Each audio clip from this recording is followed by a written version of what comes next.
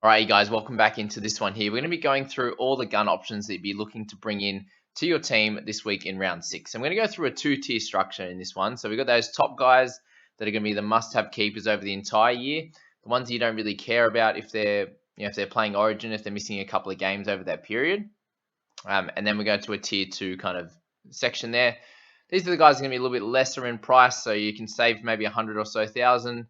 They might be able to play a game or two for you over the buy period and score that mid 50s to hopefully closer to 60 as you go along there. So we've got obviously a couple of players in my team. You'd hope so anyway, but then a couple of guys on our right here in the player pool. So let's talk about a few of them at the start. I think some of your most important targets for this week is someone like Angus Kraton. So coming in at an average just over 60.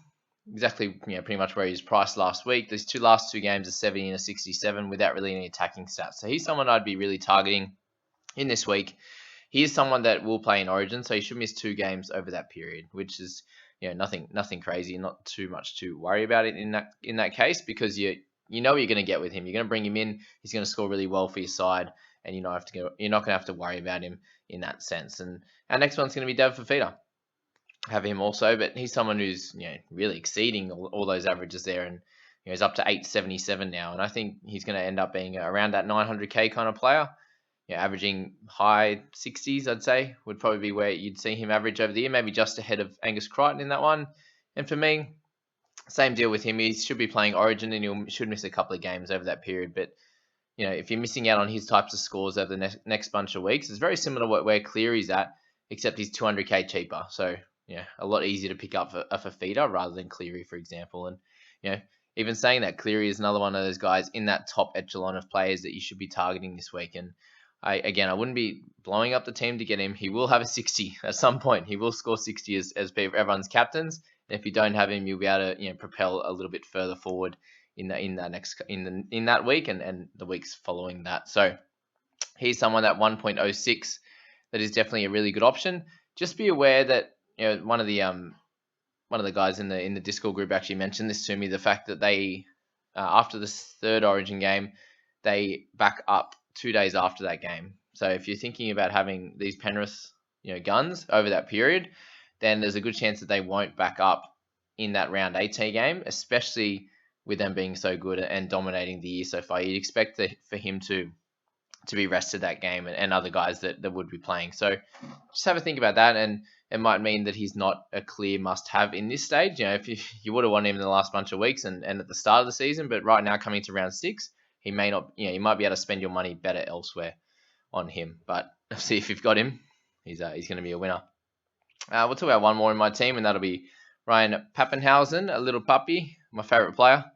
Definitely a keeper, and should be playing Origin. You'd assume maybe he's going to pick up the 14 role. I think he'd do really well in that role there, but Pap at 843 there, he's averaging 80 so far. So I think he's someone that you can safely say will average 60 this year and be a top 3 to 4 wing fullback, with guys like Teddy, Ponga, and possibly Latrell could push up into that sort of mid 50s kind of player in the fullback position. So Pap's another one that I'd be looking to target if you're trying to grab a gun wing fullback. If you don't have him, then you can obviously go for some of these other guys. We'll go through on the right hand side here. And our next one in the gun tier is going to be Payne Haas. So he's lost about 50 or 60k on his starting price there, and with him he had that first game. He's warming into a little bit, and it looks like his limited minutes is going to be around that 65 minutes mark. So when he does score that way, he's going to be a high 60s type of scorer. And when you look at it, and there's not many players in the game that score that high, that's really good for him. And your scoring, if you can pick him up, and obviously a little bit of a pod at this stage. But again, with Haas, you'd expect him to play Origin, which is the case with a lot of these tier 1 guys. So what you've got to really think about is, yes, I might lose a couple of points over the Origin period having these guys, but think about the points you're going to get now up until Origin. Maybe some of the in-between games, and then post-Origin when you don't have to bother trading them in. You already have a lot of your guns set, and you don't have to worry about it. So think about that one. Our next one in that tier 1 is a really good option is going to be Reid Mane, and at the moment he's someone who's averaging 72, comes off a little bit of a lower game, but I'd be expecting him to average around 60 points. The Eels play that first round, the round 13 bye. They play during that one, which is really, really beneficial, and you're going to bump up a few ranks if you have him over that period. Personally, for me, I think him averaging 72 right now is a little bit high, and I think his price may be able to drop a little bit, or at least hold the same, because right now at 836 he's priced at around that 64 mark. So I feel like he can probably at least stay or drop down slightly, and you can pick him up closer to the buy rounds. And when a lot of these, we've obviously got Little who's not playing this week, but maybe you're looking to trade on a trade out of Turpin or something at that stage for another gun hooker. So that's another one of the tier 1 guys. Cherry, I'm not going to say he's a tier 1 pickup this week. He's a tier 1 player, but for me, his scores are too volatile, and in a Seagull side that isn't playing very well, he can easily pick up a 35 or 40 in random weeks and struggle a little bit. With Teddy, I think at 800k, he's dropped a little bit of cash, which is great, and he's also one of those guys that I'd be looking to pick up at this stage of the season or going forward too. And moving along, Harry Grant, I think you can wait a week with him. He's not going to be a top gun pickup. But guys like Ponga and Harris are. I think Ponga, first game back, looked a little bit rusty, but was still managed to pick up 60 in a struggling side. And Knights will have to improve. They can't really play any worse than what they're doing at the moment. So when they improve, he's going to do better as well. And I think this game and the style of game at the moment is perfect for someone like Ponga in this day and age, definitely. And then, Harris, he's just that guy that, he's just getting near the 60 every week, and he covers the middle and the edge. He doesn't play round 13, but think about the consistency you're going to get over this next 6 or so weeks. And then, the consistency during that origin period as well. If Cleary's going to miss possibly 3 games, and Harris is only going to miss the 1. So really important with that one. And then Mcculloch, I think, is probably your last one in the tier 1 sort of guns that you'd really look to have in your side. And he's going to be playing in round 13 as well. Super consistent. Still slightly underpriced for what he's averaged. He's about 50k underpriced, and we'll make that up over the next few weeks. So they're those top guys and the really expensive ones. And then you come down, and a few of the guys that are really interesting pickups this week at that cut price is someone like Dylan Brown, who actually I think he's out this week, isn't he? Yeah, he's out. Anyway, following this week when he comes back after his ban, I think he's someone that's really interesting to pick up, and that mid 50s scorer. Him and Mitch Moses are really interesting players around that price point, because they're not going to be playing Origin, and they're playing that first buy round. So they're really cool options. Isaiah Papali'i is also a decent option, but Madison should come back into the starting side very soon. Even if he doesn't play again this week and Papali'i ends up on the edge, you'd expect them to change. And for me, I think, as I've said in multiple videos, Papali'i is a 50 to 55 point scorer, I believe, especially playing through the middle and off the bench. So, and he's had an amazing start. Can he keep that up? I doubt. A lot of people can't keep that up over the season. There's very select few, like the Cameron Smiths and Clearys and these types of players that can actually do it across the whole season and keep up the consistency. And for someone that hasn't shown that before, I'd be worried that won't happen. A couple of the decent options are Hudson Young's going to be decent, but I'd select someone like Lucy Leilua at 695 or Alex Twal are really cool options for the Tigers, who both play in that round 13 bye as well. So, Leilua hasn't had too many attacking stats yet, and he's still averaging 56. And, edges that play that 80 minutes to have a bit of attacking flair and that work hard as well are going to be really cool options to your side. And with Twal, if you take out his 33-minute game, he's averaging around 60, which puts him at least 100k undervalued. So he's someone that's a really cool option going forward. And then you look at some of the lower tier kind of players, and you're looking at Adam Elliott and Cam Murray in that sort of third tier, you'd say, as guns you'd be looking to pick up over this next few weeks. So, Elliott was probably a pickup a few weeks ago when he was a bit cheaper in that mid 600s, and he's shown that he's shown what happens when with him in a team that isn't doing very well. It's very hard to keep those attacking stats up like he was. So, if he was in a better team, I'd suggest him being a really good buy, and as a middle and edge dual position, attacking edge. But at this stage in that team, and they've got Luke Thompson's come back, so they have a few more weapons coming in to that side. And I don't think he's a perfect option when you can go right to one of the top guys on this list. Some other interesting players are someone like Brian To work out if the Panthers, do they play round 13? Yeah, they do. So he's someone who's not going to play Origin either, and is a really cool option in the wing fullbacks.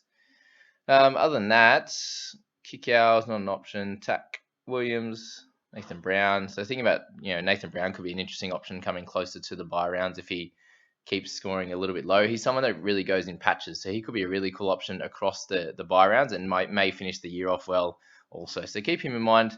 Jerome Luai is a chance he might play Origin. If not, he's going to be a really good option.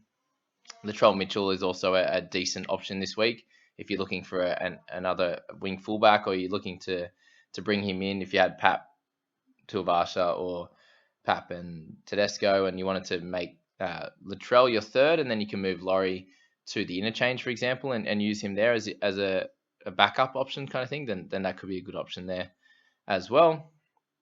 But other than that, in terms of your guns, who to pick up, Adam Dewey is probably an interesting one as well.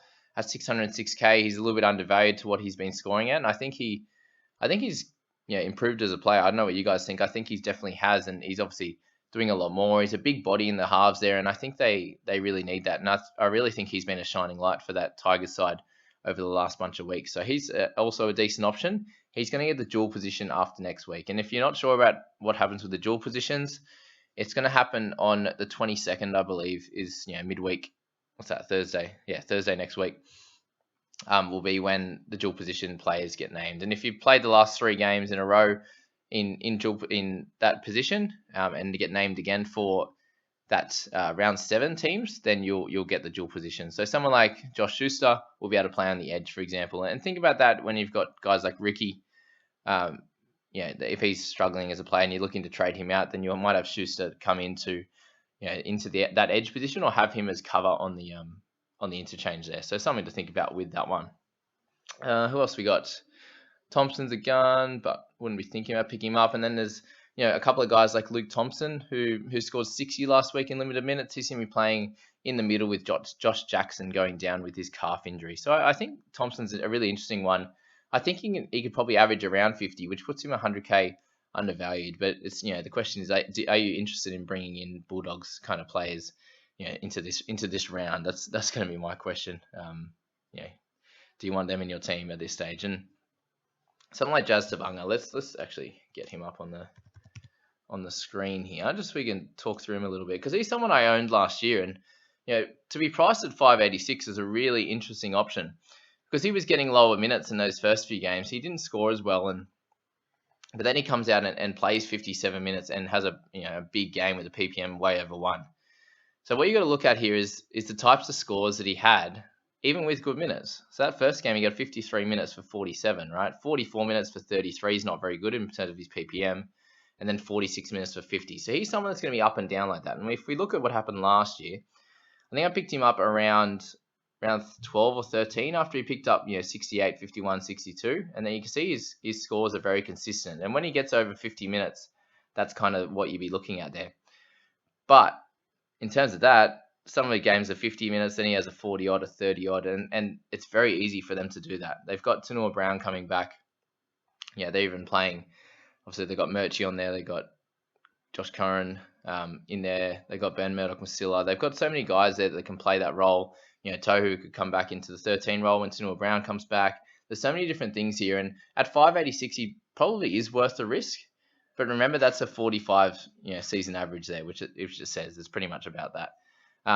Break even at 38. You're not going to miss out on too much.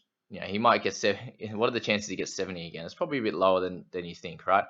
More chance he gets like a 53 or a 45 or something like that. And it's like, is he a keeper come the end of the year, or is he not? So just have a think about that when you're looking at Jazz on that side of things. And then you look to some of the center options, and you got Peachy's a really cool option there. He scored really well last week. I wouldn't expect that to happen again. Probably a few less minutes, but still a great option to have as a mid/center there. Gagai, Lomax, both really good options in the centers. You got Momorowski. I think we're kind of sport for riches in the centers at the moment. But that's probably all I got to say, guys. Obviously, some of those centers are going to be good. Just take your pick of the litter on that one. If you've got Opacek, hold on to him. If you've got Joey Manu, you've got Rapana, you've got Lomax, Bradman Best, all these types of guys. There's great options there, and you've got the pick of the litter. So go with that, guys. And please, if you're enjoying these, I appreciate it so much if you hit that like button. Helps me out with the YouTube channel and getting out to more people. And please do subscribe if you're new. I know there's a lot of you that are watching this and still haven't subscribed. So please do that so you can see more of those videos. They're obviously coming out very regularly during the week and then over the weekend as well. And I wouldn't want you to miss any of those updates But there you go. That's all I've got to say. Hope you enjoyed this. We'll see you in the next one.